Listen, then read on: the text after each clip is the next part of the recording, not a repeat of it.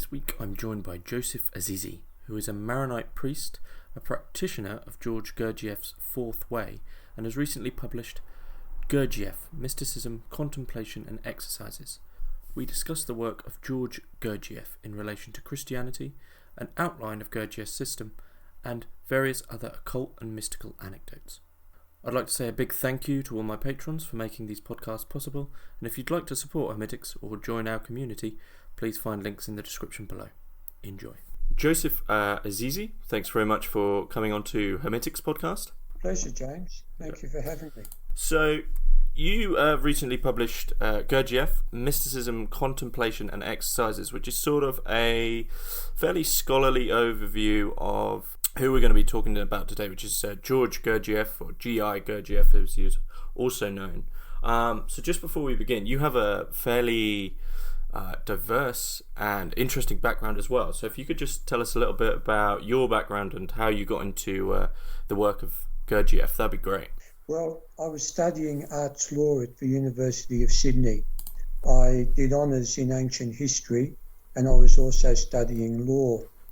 And I was introduced to Gurdjieff by a friend. I was given Mr. Radi's telephone number, and I rang him and I said, Mr. Radi, I'm studying law. This is why I'm interested in the ideas. And he said, well, finish your law degree. He said, and come up and see me. And I said, but Mr. Radi, if I attained objective consciousness, wouldn't that help me pass my law exams? And he laughed. He said, yes, it would, but he said, it's not that fast. So that was great. That was really wonderful. And I finished my law degree. I went up, I met him, I joined his groups, and then I worked as a solicitor for quite a while. While I was a solicitor, I did my doctorate in ancient history at the University of Sydney, and then I have taught as an academic at several universities, just in diverse areas, ancient history as well as law. But then I became a priest, and I am that now, but I'm still an honorary associate at the University of Sydney, and I'm publishing in religious studies, and that book, the one on Gurdjieff and mysticism, is my latest effort. So you are a Maronite priest, which is Orthodox, Eastern Orthodox Church affiliated. It's actually Eastern Catholic. Eastern Catholic. Okay. It's Eastern Catholic. In terms of everything, liturgy and all that, we're like a halfway house between Rome and the East. Okay. We have a lot in common with the Orthodox, a lot. Okay. And what led you to, if you don't mind me asking, to that area of Christianity as opposed to other churches? Well, I am Maronite. The Maronite people are my people. Okay. And the older I got, the more I felt an affinity for them. And also, I think that because of my work with Mr. Radi and my study of Gurdjieff's ideas, I came to understand Christianity quite differently from how I had when I was a rebellious teenager. Mm-hmm. And that not only made it possible, it also made it desirable for me to have contact with my people at this sort of level. Yeah. I think before we go on, for those who aren't familiar, Mr. Adi, who you're talking about, is George Adi, who was a direct student of Gurdjieff's. I think I'm correct in saying. Yes, that's right. So you're only really it's a fairly rare interview because you're only 2 steps away in a way from the master himself, which is fairly, it's as close as we can get to talking to the real thing. But before we get into the nitty-gritty of Gurdjieff, we can take Gurdjieff and AD as a given here, but the Hermetics question, so if you can place 3 thinkers into a room, living or dead, and listen in on the conversation, which 3 would you pick? Well, if we're going to put Gurdjieff aside, I would like to be able to listen to Saint Ephrem the Syrian, to Saint Jacob of Sarouge, and to Isaac of Nineveh.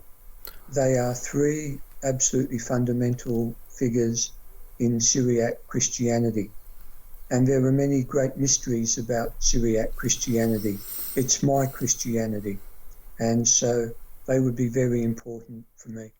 For the Syriac Christianity, does that have sort of leanings and not so much sympathies, but leanings towards the mystical elements of Christianity? Definitely. Definitely. Yeah. And in particular, there's a Syriac theology known as typology, and it's this which I'm trying to research and bring back more into the notice of Maronites, because typology has been very, very badly misunderstood. Typology basically says everything on earth is a reflection of an archetype in heaven. Mm-hmm. And we can approximate more or less closely to that archetype, to that image of God. So it's a very different way of thinking about Christianity and living Christianity. It's a different worldview. The three thinkers I mentioned, who I'd like to listen in on, they understood it. And that's partly why I'd be interested in hearing those three discussing. So the three you mentioned there, what you mentioned that there was some sort of mysteries wrapped up in their biographies. What were these mysteries, if you... The practice relating to typology. Okay. In typology, you aim to come to a vision of a world in which behind everything which is ephemeral, everything which is material, you see the divine pattern. Mm-hmm. And this can be expressed intellectually, and Ephraim in particular does it very well in his poetry. Mm-hmm. But how does one live it? That's the issue. What are the actual practices? And it's known that people such as Isaac of Nineveh were given to mystical experiences, but they never recorded much about it, and they certainly didn't record the method. That's the mystery. Okay, that's what I was going to ask, if there was any hint at how we would go about practicing that. Do you believe that because Gurdjieff's one of the key themes that's running through your book is making it clear that a lot of Gurdjieff's inspiration is coming from Eastern Christianity. Do you believe that a lot of what Gurdjieff is practicing and what he's teaching is close to these divine practices that remove, which allow us to see the divine behind the ephemeral? I think they must be. But when it comes to Syriac Christianity, very little is known, so it's hard to say. We're on much firmer ground when we're speaking about him in terms of the Greek Orthodox tradition, the Hesychast tradition of Mount Athos, and there are also certain very striking similarities with the Neoplatonists. And again, there's a lot of mystery about Iamblichus. Plotinus, a bit more is known because we have the Enneads of Plotinus, which were put together by his student Porphyry. Mm-hmm. But with Iamblichus, there are only fragments. Mm-hmm. We know that Iamblichus had a method. He called it theurgy. We also know that he's Semitic. I mean, that his name is a Semitic name. It probably means something like Yah is king, mm-hmm. God is king. Mm-hmm. But apart from that, not much known. I think that Gurdjieff is getting a lot from some secret tradition associated with one or more than one of those three strands. Mm-hmm. You mentioned Iamblichus there, and he sort of famously wrote one of the biographies of Pythagoras, who you also mention, who also had this extremely disciplined way of teaching. His students had to be silent. They were he was very rigorous about what they understood. Half of them had to be silent, half of them could ask. I think you mentioned that there is also some inspiration from Pythagoras's sort of occult teachings. I mean, we'll get onto that word occult, but is there a connection there with Pythagoras as well? Well, Gurdjieff intended us to understand that there was. Not only is Pythagoras mentioned in Beelzebub's Tales, but in addition, he created a series of movements known as the Pythagoras movements. And now some of them are lost, but some of them have been retained. And they're very powerful movements. That they actually came from Pythagoras, I wouldn't say.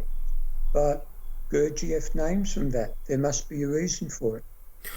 Can you explain what you mean by a movement? Yes.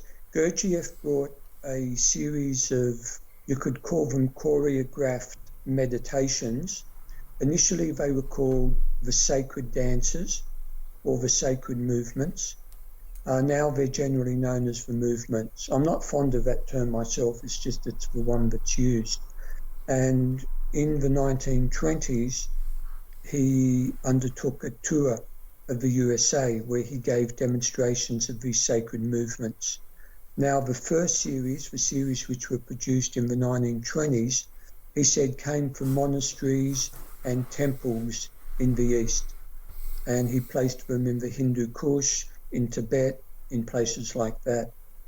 Later on, towards the end of his life, he worked on another series of movements, sacred dances, and he never said that these came from the East. It was quite clear that he had himself devised these. All in all, there are over 300 of these movements. You mentioned that they are a sort of contemplative or choreographed meditation. Now, that's sort of in an antagonistic relationship with Western Christianity's sort of contemporary relationship with meditation. Is one, at least as I understand it, many sort of larger figures see meditation as a way to let the devil in, or a way to let demons in. Is there a way to see this outside of that, where it's compatible with Christianity? Yes. Meditation is an umbrella term. Mm-hmm. Some of the practices which are included within meditation would be incompatible with Christianity, but some of them are quite compatible.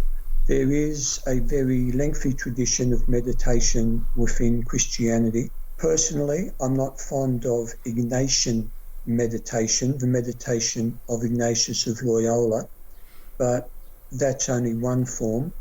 The Christian form which I am most fond of is a form which was used by a chap named Robert Hugh Benson, mm-hmm. who was an Englishman who died in 1914. He's best known now for his novel Lord of the World. But in that novel and in some other places, he describes his form of meditation. Now, he practiced with a great number of them, but he ended up taking a form of meditation known as Blosian meditation after a European priest, Ludovic Blosius. So that form of meditation certainly is Christian. Mm-hmm. I would say all of Gurdjieff's contemplation can, with at the most minor adjustments, be used within Christianity. There's nothing anti-Christian in it. Okay, let's sort of turn to Gurdjieff. I think we'll probably dip back in to Christianity as we go along. But I've written down here about a brief overview of Gurdjieff's biography, but I think that's a difficult thing to do because we don't know a lot, and he's purposely made it extremely elusive on purpose. Instead of giving the overview of his life, what do you actually make of his biography? There's a lot of incompleteness and a lot of potential, not lies, but curveballs, to say. What do you make of Gurdjieff's life? Well, as he said, he didn't want people to identify with him, but with his ideas. And he didn't like naked curiosity or mere curiosity. I should say mere curiosity.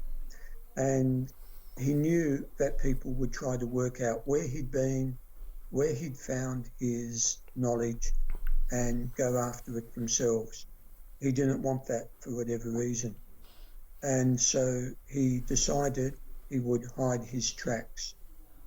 And that would also have the effect of allowing people who had the merest curiosity to get lost in going on pilgrimages to Afghanistan and things like that. So it was a way of testing people. Mm-hmm. that's basically how I see it. He just didn't want us to know. You mentioned mere curiosity. Is that sort of form of curiosity where people are just dipping their toes, and he didn't want that?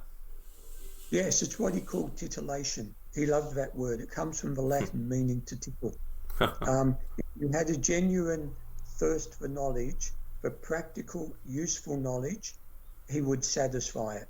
But if it was merely a desire for amusement, no. In fact, he often said that was a reason why certain people failed of finding what they sought to find, because they were too easily distracted by peripheral matters, by glamour, by the window dressing. Okay. And you mentioned the word identification there, which is one of his seven ways in which people are asleep. So identifying with something which sort of, you take that as a conclusion. So I guess if they were to just identify with his life, they wouldn't be searching. They would be searching for his answers and not their own.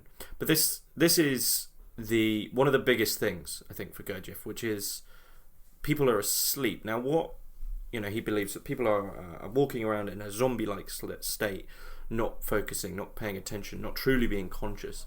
What can we make of this? What can we make of this term or this way of being that he believed we were of being asleep? Well, he's not the only person that's used it, but he used it in a very distinctive and precise manner. He said that when we're asleep in our beds, the connection between the brain, the feeling, and the body is cut. So I'm thinking something, I've got dreams going on in my head, but ordinarily I'm not acting them out. I'm just lying in bed and I'm harmless. But when I wake up, the centers start to become connected. The brain, the head starts to become connected with the body. So I can make a decision, for example, to get up and brush my teeth, and I'm able to get up and brush my teeth. And when two centers, two brains are connected, he said that is semi-hallucination.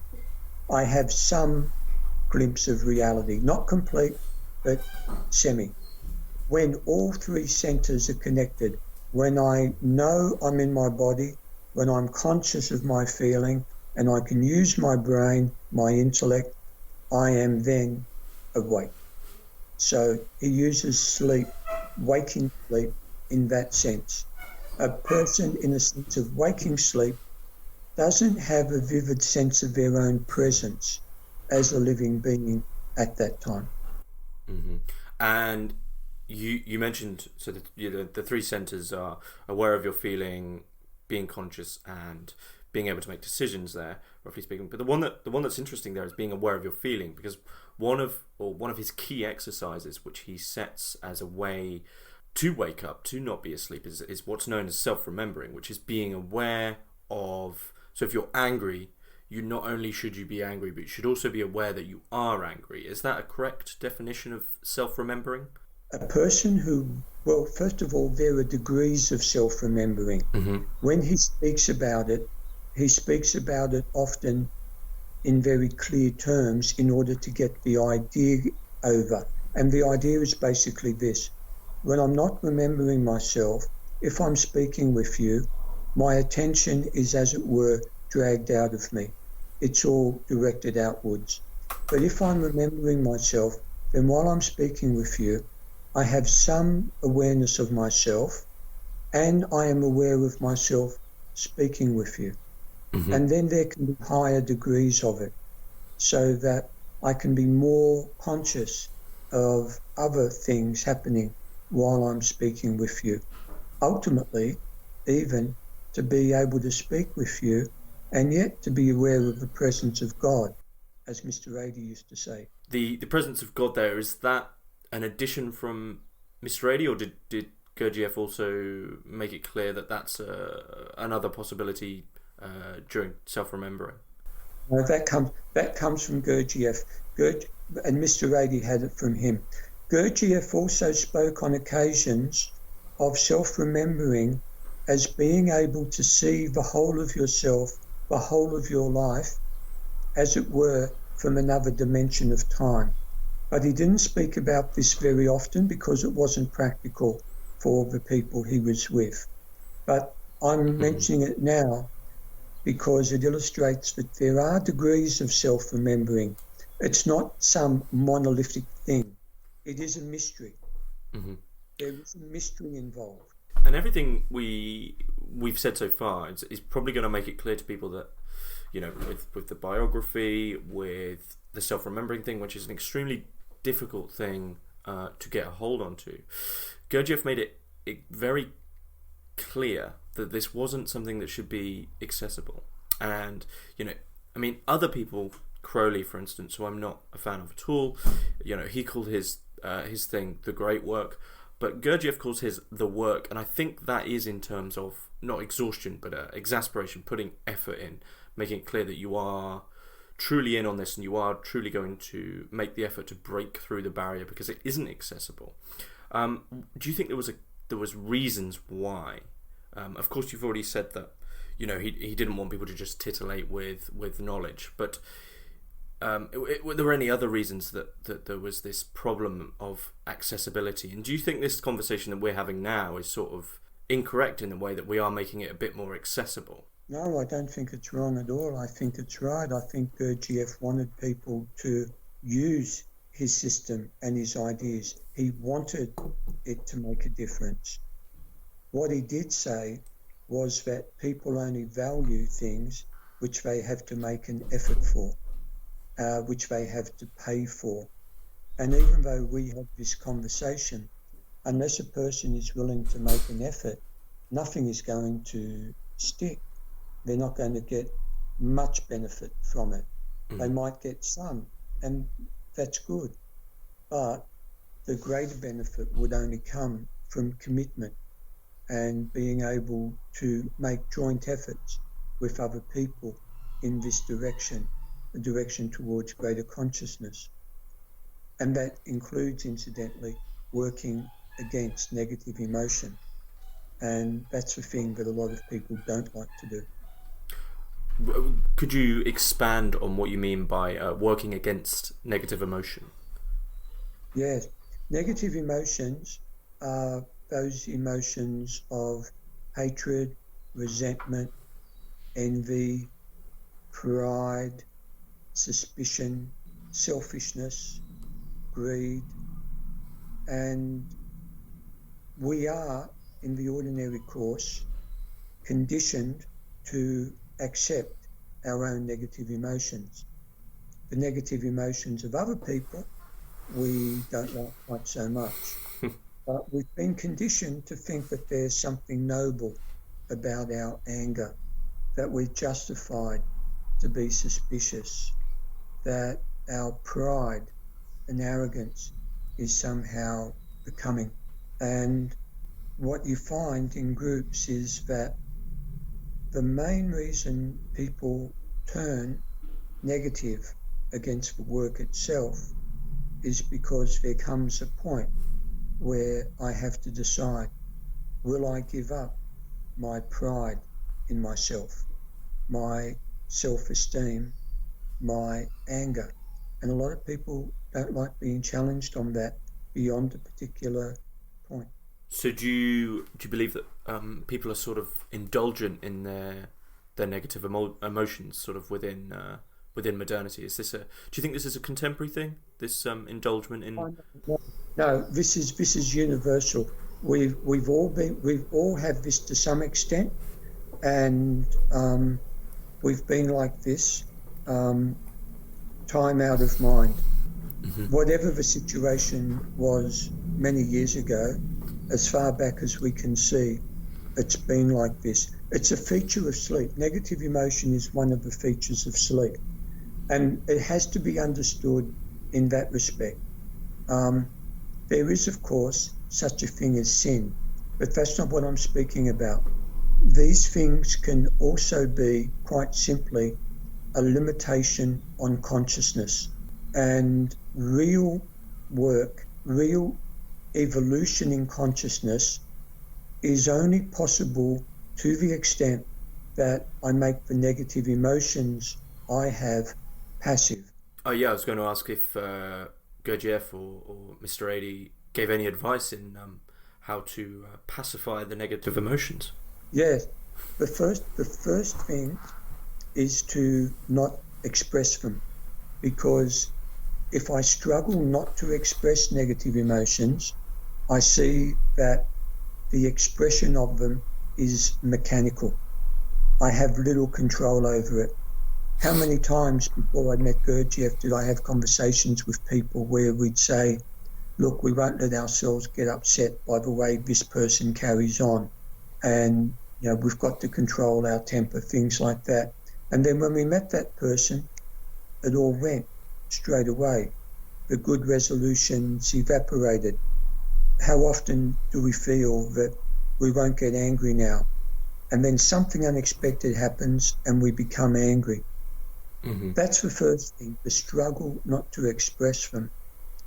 But I think the second thing, and this really is ideally done with someone to help you, is what he calls the struggle with chief feature, because the germ of our individuality, the germ of our real I, is what he called our essence, the real me, what lies underneath the layers of personality. That's the real me, in you, in me, in everyone. But then, in all of us, a sort of photographic negative of our essence forms, and that photographic negative is chief feature.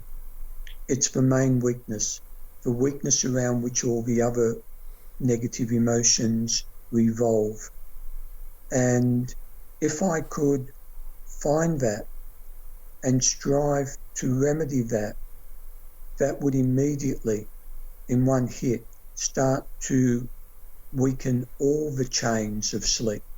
That would have multiple effects, all for the better. So waking up then, is that synonymous with sort of evolving your consciousness? Obviously you've got your own sort of teleology, own end there with the Syriac religion, with being able to see the divine behind everything material. Was there sort of a given end which Gurdjieff gave, which sort of you're striving towards once you do wake up? Yes, he speaks about it often in Beelzebub, which is to be aware of myself as a particle of the whole. And, the book is called All and Everything. And that's not by accident. I think it's to be aware of myself as a part of the greater whole, to be integrated with it, and also to have my own individual will, to be in harmony with the whole. It's interesting that you mentioned individual will, because one of the things that I found with Gurdjieff's idea of sleeping machines, or we're all automatons, is that it's along the lines of Nietzsche's herd or Heidegger's they. Was he antagonistic to collectivism and groups and people? Did he see that as handing over your will to something else? Yes, he thought the great danger was suggestibility. He speaks of different types of man. Man number one, psychic centre of gravity is in the body. The body learns to imitate very well. Most people are man number one, and man number one enjoys being in a crowd. Man number one is very suggestible to crowd influences. And in that respect, Gurdjieff felt that one had to develop, as it were, one's being so as to be free of the external influences which come from other people, from groups, from castes, for example. He was very against castes. He mentions that in the Ashiata Shiamesh chapters in Beelzebub. Other than that, he would have said that if you are striving to awaken, then being in a crowd can even help you, provided you are striving, because the very madness you see around you, the very suggestibility you see around you, can remind you not to go with it. Mm-hmm.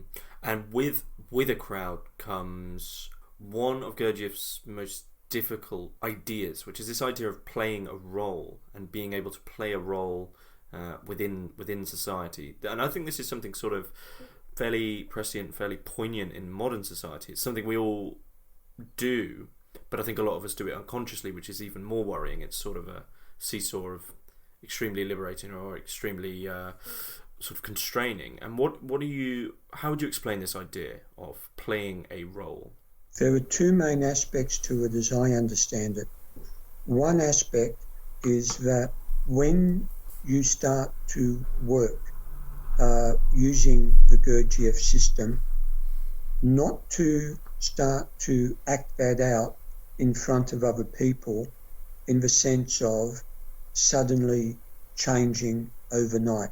So, for example, someone comes to a group, they meet someone who can stand in the role of a teacher, they start to read the literature, to use the methods, they start to change.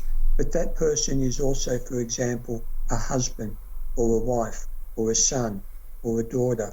And when they're with their parents or their friends or their family, they should strive to be natural with them and not to play the role of being the person they've always been. Now, it doesn't mean not to control your temper. If you can control your temper, do control your temper. It doesn't mean not to be suspicious. If you can control your suspicions, don't be suspicious. But don't refuse to discuss Aunt Emily's operation. Don't refuse to have a cup of tea. Be natural with them. To an extent, you have to give them what they expect from you. That's one aspect. And then the other aspect is if, for example, you have a role in life as a broadcaster, a journalist, accountant, whatever, be a good broadcaster, be a good journalist, be a good accountant. Fulfill your obligations honourably. Don't neglect them because you're involved in higher matters, as it were. Mm-hmm. And was there did he say there was a reason for doing this, or was it sort of affinity for obligation and integrity and sort of honour in a way? Several reasons. One of them is he said it was good to be simple and honourable, to keep your word. Another reason was what he called external considering, which is basically being able to put yourself in the place of another and within reasonable limits give them what they want. So if, for example, Granny just wants a pleasant conversation with you about nothing in particular, to let her have that, not to necessarily try and introduce esoteric ideas into the conversation. And then in addition to that, there is an extent to which one's own work, if one speaks about it too easily, can be dissipated, or you can, by speaking about work when you're not, and inner things when you're not ready to speak about them, they can become tarnished for you. So if I speak about something very spiritual with someone who's utterly cynical, they might mock it, they might sneer at it. Well, sometimes that will affect me, and I'm not ready for that. If I am, on the other hand, able to withstand that, it's a different thing.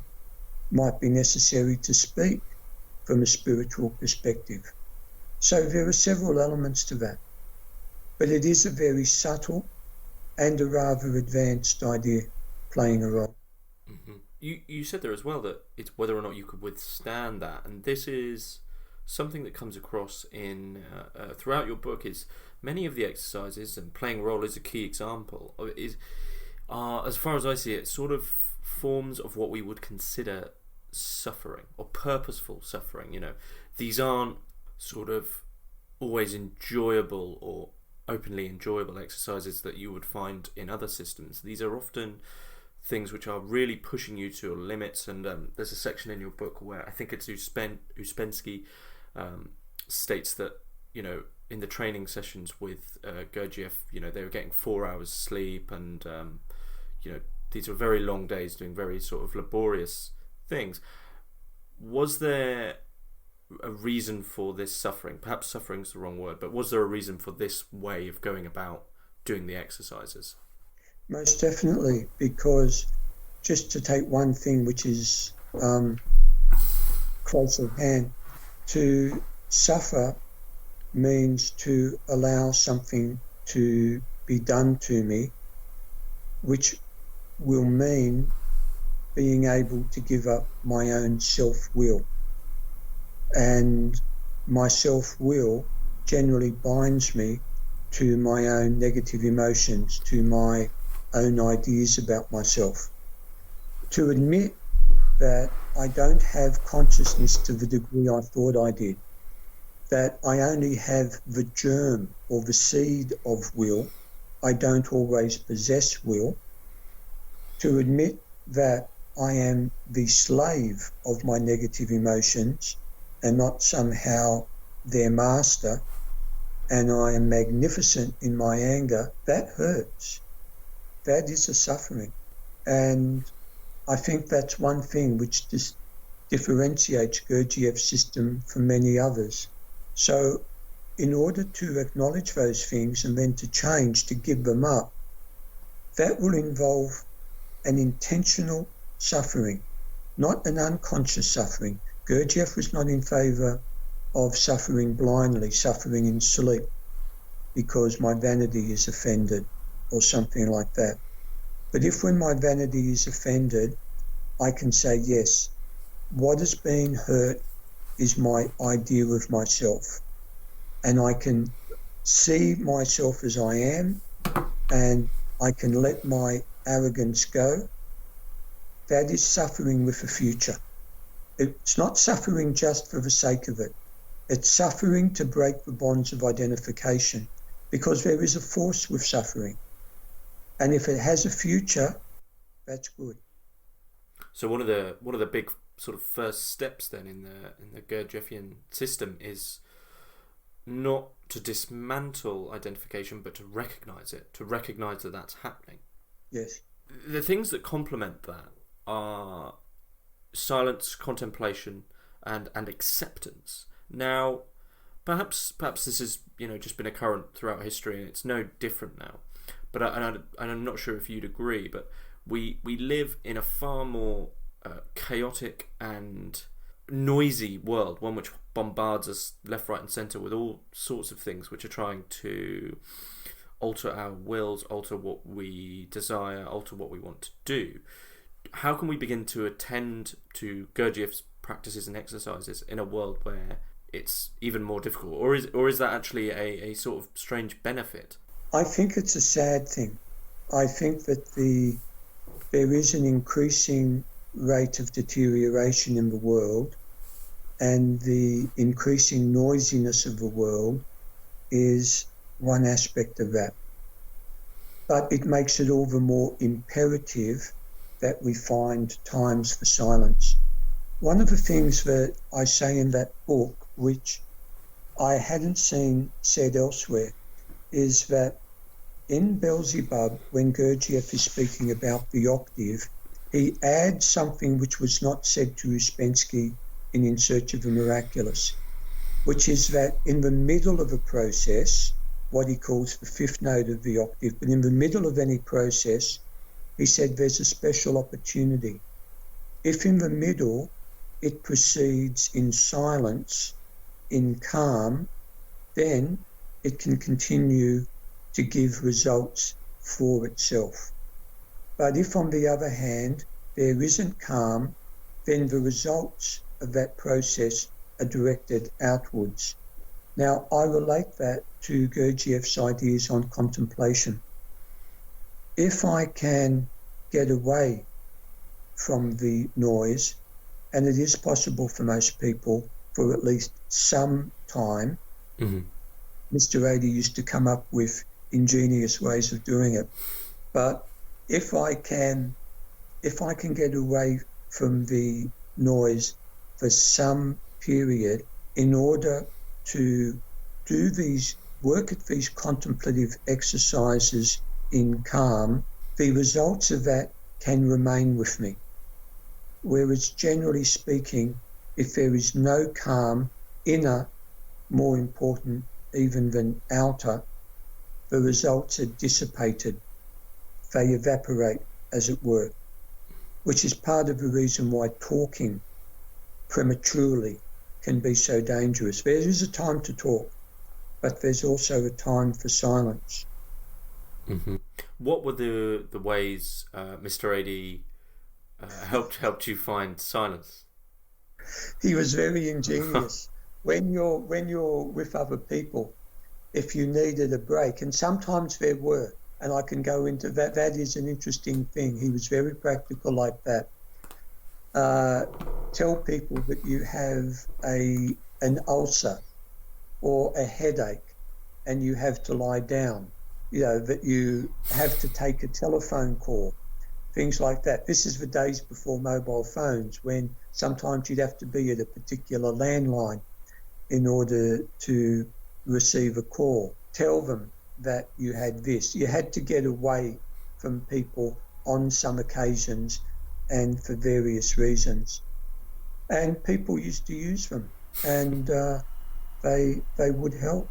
And people would say, yes, you have an ulcer. Yeah. So one of the big questions here, which is sort of, I'll just ask you it, which is how can we articulate, the fourth way? Because this is, as I understand it, this is sort of the name of Gurdjieff's whole system. It's sort of the origin on it. So how can we? So for instance, one example of someone who's working at the same time is Aleister Crowley, who once again not a big fan, but his system, the whole thing was do what thou wilt. Love under will, find your true purpose, and guide yourself towards that. How can we explain Gurdjieff's fourth way, if you were to explain the system? Yeah, well, the idea of the fourth way is Gurdjieff said most people know or come across three ways. One, the way of a fakir who works on his body. Second, the way of a monk who works on his feeling. And third, the way of a yogi who works on his intellect. But on the fourth way, the sly man works on all three of them together. Now, he also said that the three ways rarely manifest in a pure form. So, for example, you can be a Christian monk and be more a fakir than you are a monk. Mm-hmm. Or you can be a Christian monk and be as much a yogi as you are a monk. And people that we call yogis are often fakirs. They do a lot of hatha yoga, and maybe monks. They practice bhakti yoga and they're full of devotion. So the words have to be taken, he said, in inverted commas. But with his method, one tries to retain consciousness of the body while at the same time directing the mind. And if my mind is alert and I have some consciousness of my body, then he said a feeling of myself can appear as a reconciling force, which is part of the reason that his sacred movements can be so effective in giving one a taste of a different state. That explains the four ways briefly. In respect of someone like Aleister Crowley, I would say that they were really in completely different universes. And what Crowley offered people was a glamorous way of, as he said, causing change to occur in conformity with will. He used elaborate ceremonies. there was a lot of sex and a lot of drugs. Mm-hmm. And in fact, even when Crowley was supposedly showing people how to go about astral travelling, he often used drugs, in particular ether, for that. And so he doesn't begin from Gurdjieff's perspective, which is Gurdjieff's point of departure is, I don't know myself. I'm not what I think I am. I ascribe to myself consciousness, will, all sorts of properties which I might possess in embryo, but I don't possess in full at all. Whereas Crowley is saying you have a true will, you can find your true will, and once you've found it, you can manifest. Gurdjieff is saying it's not that easy. So that would be, I think, the chief difference in a nutshell. Do you think that's why, and I mean, perhaps I'm in the wrong circles here, but it seems to me that, I listed here Crowley, Fortune and Anton LaVey, they gained a fair bit more traction, especially in the West, than Gurdjieff. He isn't as much of a sort of a name. Do you think that's why his system didn't catch on as much? Because he's very clear from the start that it's going to be a lot of effort, and you're not, as you say, you haven't got what you think you've got. Do you think that's why it didn't catch on as much? I think that's one major reason why Gurdjieff doesn't catch on. I think that is correct. I think that the Gurdjieff system will always be will always have a very limited appeal for that reason. And no one wants to hear that the changes they want are going to take them a great length of time, 20, 30 years, things like that. Mr. Adey would say to people, how long have you had this problem? 20 years. He said, well, if you could get rid of it in 20 years, you'd be doing pretty well. And people would be horrified. But yeah, from my perspective, the changes then are safe and they're secure. That's one reason. There is something else, and I think it's probably the allure which things like magic have. I mean, I knew when I was growing up, I had friends who were by no means spiritual, but they were not averse at all to the idea of frolicking in the nude with a bunch of women underneath starry sky. I don't think they actually did it, but if you look at the life of someone like Aleister Crowley, sex is a really big thing. Mm-hmm. And some of his biographers quite downplay it. But if you look at what he wrote about Cecil Russell, I mean, boy, that's pretty full on. That would be unimaginable, I think, in most of the other systems like Gurdjieff's, which don't have that type of appeal.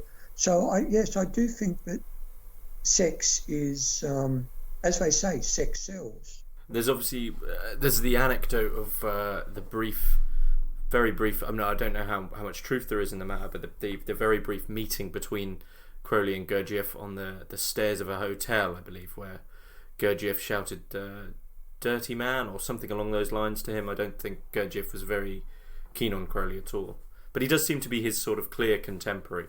He was a contemporary. That anecdote is actually in Gurdjieff circles. That is taken as true. Mr. Adey accepted that as true even before it was published in Webb's book. And a friend of mine in London obtained a copy of the manuscript of Ethel Merston's memoirs. And she said that Crowley was one of the few people that Gurdjieff ever expelled. Now, she didn't give any details of it.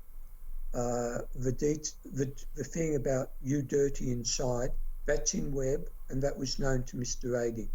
That's all I know. There is a story which I've seen referred to, but I've never found the source of it, that Gerald York once arranged for Gurdjieff to meet Crowley, and they had a rather pleasant cup of tea or something like that. Both could be true. Mm-hmm. Both could well be true.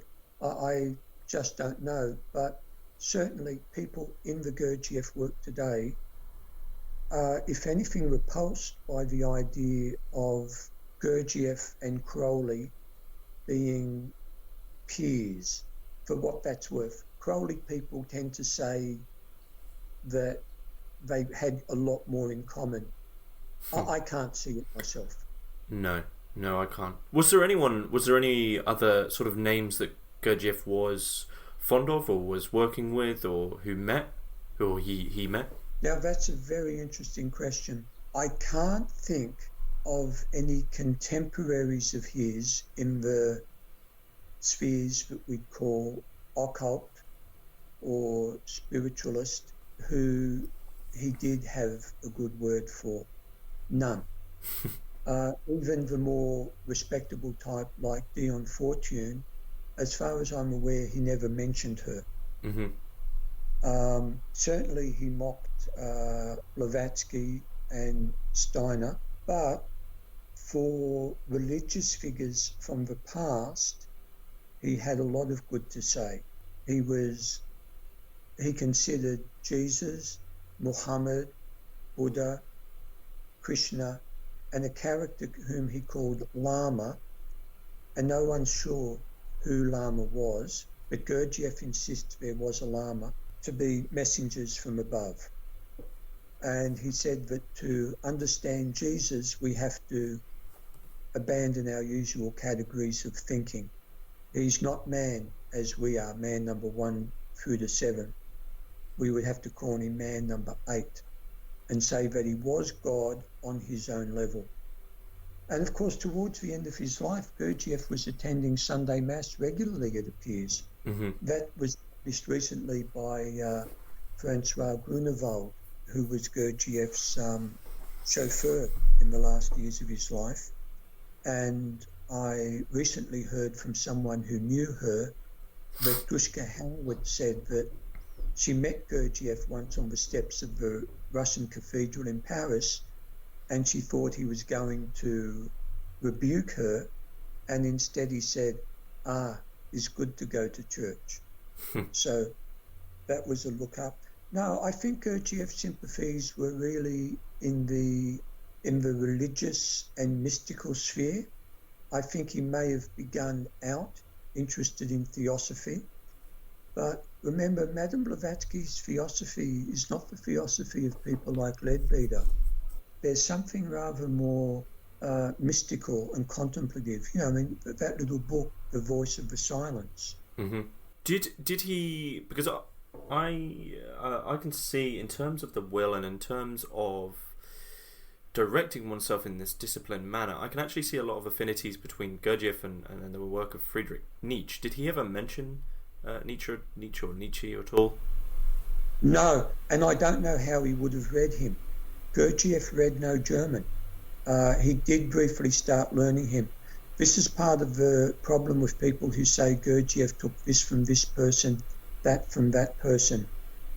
In what language would he have got it? He didn't know.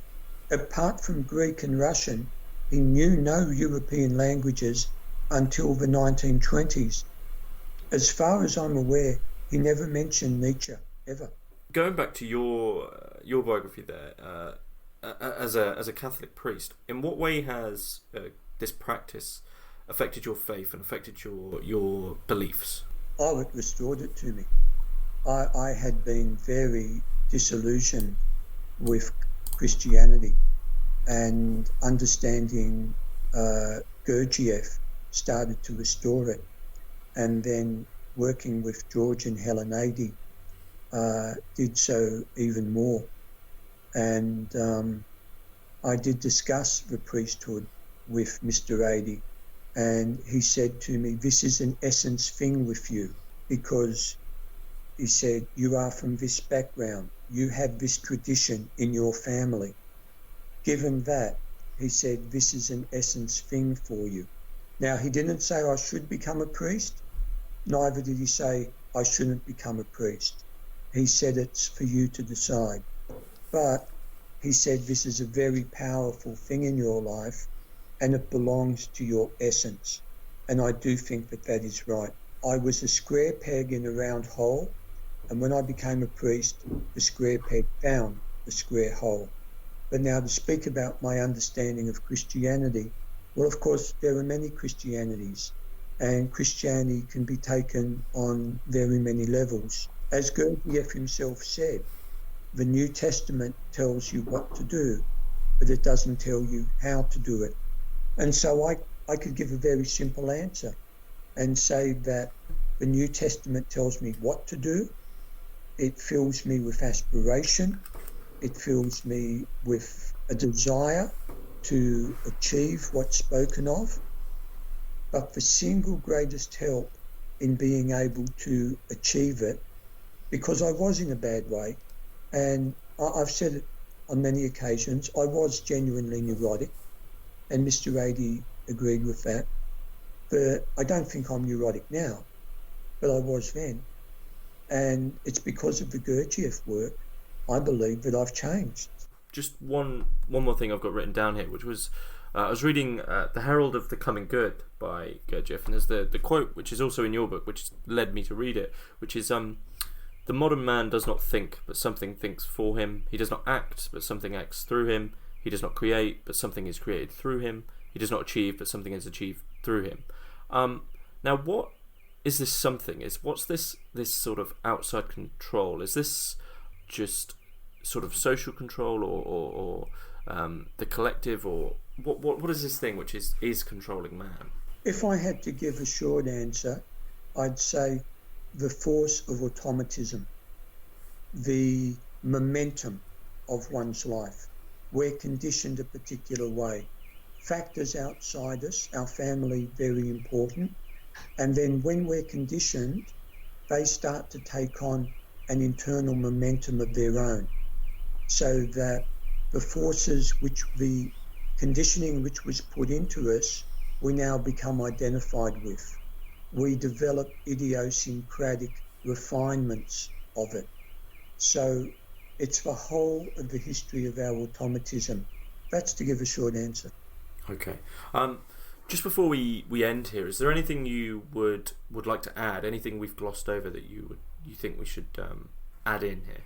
I do think that one of the most important things in the practical Gurdjieff work is to have been with someone who has themselves worked, because it can give us impressions we couldn't otherwise receive.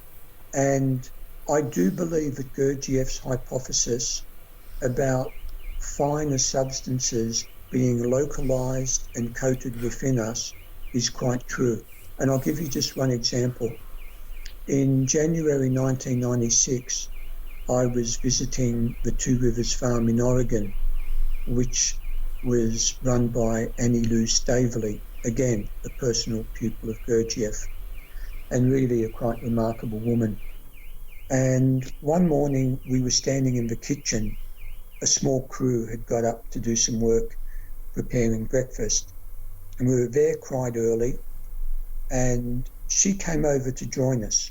As we were listening to a reading from her little book, all of a sudden my mind and my awareness of myself shifted from my head to another place more centrally located in my body. And my feeling was, as it were, the predominant aspect in my psyche. It was absolutely extraordinary. It was that sort of thing where something in the front seat gets shifted straight into the back seat when you pull the car up fast. Mm-hmm. It was like that had happened to my head. And my head was just watching the rest of my organism go perfectly well, only more balanced. And I was able to function, speak to people, move around, and yet the working of my psyche came from a completely different area. I believe that was only possible because I was in the presence of Mrs. Staveley. But it having happened once that way, it then makes it more possible for it to happen again that way, even in her absence. Mm-hmm. I think this happened with a lot of people who were with Gurdjieff. I think that having been in his presence, things were possible for them which otherwise would not have been. Now, what that means is, on the downside, that they can't necessarily help you find it because they were given it by Gurdjieff. If they can't find some way of giving it to you, you have to do without. And that's very hard, but that's the reality. Mm-hmm. And how would you advise people to sort of begin with Gurdjieff work? Where should newcomers begin?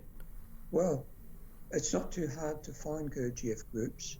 You just need to inquire as to who is taking them and what their association with Gurdjieff is. And you may need to go to try a couple of different places. I didn't begin with Mr. Adey.